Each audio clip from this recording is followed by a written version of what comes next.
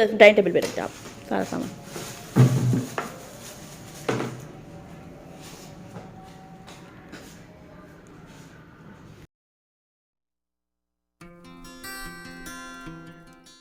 अस्सलाम वालेकुम एवरीवन, क्या हाल है आप सबके। वेलकम है आपका नाज़ों के जहान में। तो जी चलते हैं आज के व्लॉग की तरफ। तो जी यहाँ पर हमारा ऑर्डर आ गया था। तो यहाँ पर हमने सूप और कश्मीरी टी ऑर्डर की थी जो हमें डिस्ट्रीब्यूट करनी थी आज, और यहाँ पर बस वही आ गया था ऑर्डर का सामान जो था। तो ये जो वीडियो है वो कुछ दिन पहले की है, और ये जो ऑर्डर आया था तो वो मैं क्लिप ये नहीं डाल सकी थी, तो आज मैंने ये इसमें क्लिप ऐड कर दी है अपने ब्लॉग में। तो ये डिस्ट्रीब्यूशन वाला जो था, हमने यहाँ पर दोबारा से चाय को और सूप को गर्म किया था ताकि लोगों को गरम गरम सर्व कर सकें हम लोग। तो बस सर्दियों के हवाले से ही हमने यहाँ पर चीज़ें वगैरह मंगवाई थी, जो ऑर्डर किया था सूप और कश्मीरी टी। तो बस गरम गरम अब सर्व करना था लोगों में।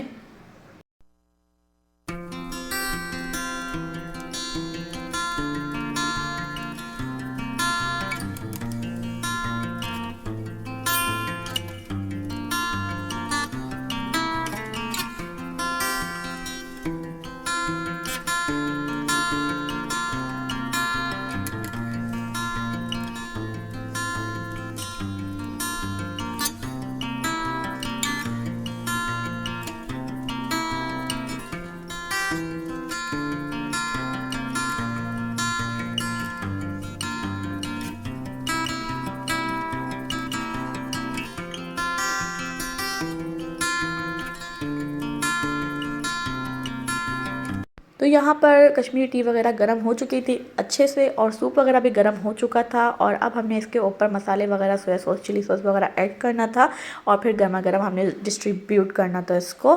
और जिन्होंने अभी तक मेरा चैनल सब्सक्राइब नहीं किया तो जल्दी से मेरे चैनल को सब्सक्राइब कर दें, लाइक कर दें, शेयर कर दें।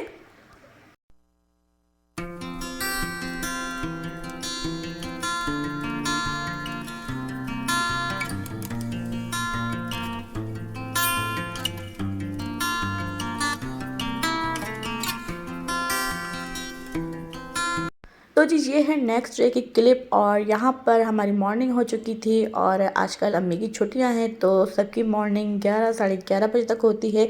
तो सब नमाज़ पढ़ने के बाद दोबारा सो जाते हैं। तो जो हमारा नाश्ता होता है वो 11 साढ़े 11 बजे के करीब होता है, तो वही हमारा दोपहर का खाना होता है। तो बस यहाँ पर बैठ के मैं सुकून से नाश्ता करूँगी, उसके बाद घर के काम स्टार्ट कर दूँगी। और खाना तो दोपहर का पकना नहीं होता क्योंकि अभी अभी 12 बज चुके होते हैं जब तक हमारा नाश्ता रेडी होता है। तो बस सारे काम से फारिग होने के बाद फिर मैं यहाँ पर ज़ोहर की नमाज़ पढ़ने बैठ गई थी, और फिर साथ ही मैं यहाँ पर एक मुट्ठी दाने ले लेती हूँ जिस पे मैं दुरूद शरीफ पढ़ती हूँ, क्योंकि आजकल मैंने दुरूद शरीफ बहुत ज़्यादा पढ़ना शुरू कर दिया है और अपनी ज़िंदगी में दुरूद शरीफ को शामिल कर दिया है। दुरूद शरीफ की बहुत ज़्यादा फजीलत है, और दरूद पाक वो ज़िक्र है जिसमें इंसान नबी सल्लल्लाहु अलैहि वसल्लम के लिए ये दुआ करता है कि अल्लाह पाक हजूर सल्लल्लाहु अलैहि वसल्लम पर अपनी रहमत भेजे। और दरूद पाक मुख्तलिफ़ किस्म के होते हैं, और एक दरूद पाक होता है दरूद इब्राहिमी जो हम नमाज के आखिर में पढ़ते हैं। और सल्लल्लाहु अलैहि वसल्लम ये कहना भी एक दरूद पाक है। अल्लाहुम्मा सल्ली अला मोहम्मद व अला आली मोहम्मद, और ये कहना भी एक दरूद पाक है। और छोटे दरूद भी होते हैं और बड़े दरूद शरीफ भी होते हैं, तो मैं ज़्यादातर दरूद इब्राहिमी ज़्यादा पढ़ती हूँ। तो कभी कभार जैसे टाइम नहीं होता और फिर नमाज के बाद तो छोटे दरूद शरीफ भी मैं पढ़ लेती हूँ। और लाज़मी मतलब अब अपनी ज़बान पे मैं दरूद पाक का ज़िक्र लाज़मी रखती हूँ क्योंकि दरूद पाक की फ़जीलत बहुत ज़्यादा है। एक मरतबा दरूद पाक पढ़ने से अल्लाह पाक की 10 रहमतें नाजिल होती हैं, और 10 नेकियां लिखी जाती हैं, 10 गुनाह माफ़ किए जाते हैं, और 10 दर्जात आपके बुलंद किए जाते हैं। दुआ से पहले दरूद शरीफ पढ़ना मतलब दुआ की कबूलियत के ज़्यादा इम्कान हो जाते हैं, और दुआ के पहले और दुआ के आखिर आप दरूद शरीफ पढ़ेंगे ना तो आपकी दुआएं लाजमी कबूल होती हैं। और अगर कुछ दुआएं आपकी कबूल ना भी हो तो अल्लाह पाक उनका अजर आपको आखिरत में लाजमी अता करते हैं। तो बस यहाँ पर मैं वही दरूद पाक पढ़ रही थी, और फजूल बैठने से, फजूल सोचने से अच्छा होता है कि आप अल्लाह पाक का ज़िक्र अपने मुंह पे हर वक्त रखें, और यही मतलब हमारी आखिरत की तैयारी होती है। क्योंकि आजकल हम जिस दौर में जी रहे हैं ना, तो हमें ऐसा लगता है कि हमें कभी मरना नहीं है और हम लोग अपनी आखिरत की तैयारी को भूल चुके हैं। तो अपने दुनियावी कामों के साथ साथ अपनी आखिरत को भी लेके चलें और अल्लाह पाक सबको हिदायत दे, सबको तौफीक दे, सबको नेक अमल करने की तौफीक अता फरमाए। यहाँ पर हो रहा है अभी असर का टाइम और यहाँ पर मैं चाय वगैरह बनाने के लिए उठ चुकी हूँ और चाय मैंने रख दी है। पर बर्तन पड़े हुए हैं दोपहर के, वो मुझे वॉश करने हैं, तो हाथों हाथ मैं इसको वॉश भी कर लेती हूँ और किचन को साफ़ कर देती हूँ। और यहाँ पर जो है पापा फ्रिज को चेक कर रहे थे और फ्रिज हमारा ख़राब हो चुका है और जिस चीज़ का डर था वही हुआ, क्योंकि 2-3 दिन से ना आवाज़ें आ रही थी फ्रिज के पीछे से और इसके पीछे चूहा था और चूहा यहाँ पर मरा पड़ा हुआ था, जिसकी वजह से स्मेल बहुत ज़्यादा हो रही थी। तो अम्मी को थोड़ी बहुत स्मेल आई और अम्मी ने कहा कि यहाँ कुछ फ्रिज में कोई ख़राब चीज़ पड़ी हुई। अम्मी ने मुझसे पूछा, मैंने कहा नहीं, फ्रिज तो मैंने 2 दिन पहले साफ़ किया था।